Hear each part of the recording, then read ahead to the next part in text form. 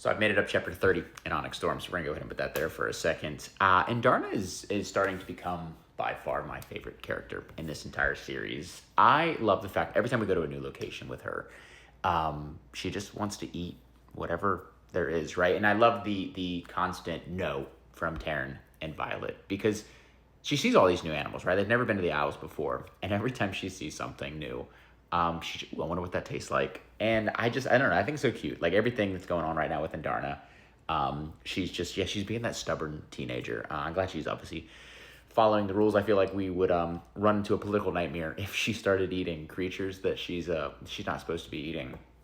Now, speaking of the Isles, right, they get to the first one, right, they're obviously trying to find the 7th species of dragon. And Halden is not making things very easy for them, right? He's now gone into the palace trying to strike a deal with Courtland, and it does not go very well, right? His head guard has been beheaded and is now on a plate for Courtland's just a big cat, right, Shira, to have for dinner.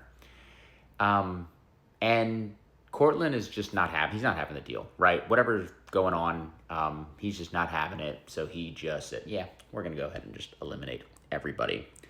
And, Courtland threw it out there that, he's raised Shira from when she was just a cub, right? He's raised her up to be, the vicious creature that she is now. And for Andarna to show up with Shira in her mouth, and for Violet to repeat what Courtland said about how she's raised Andarna.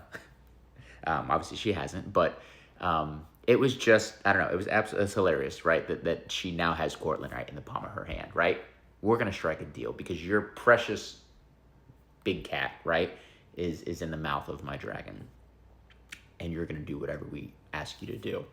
So obviously they end up striking a deal. They go back to Besgaeth, and they decide to head out to the next isle.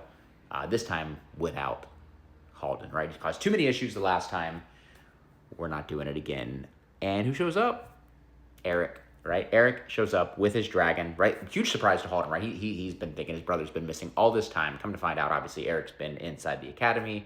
Went through the parapet, went through threshing, is now bonded with his own dragon, and he is now taking his role as prince to go and negotiate the terms and try to get some stuff done here, right? We need to find the 7th species of dragon, but we also need allies in this upcoming war.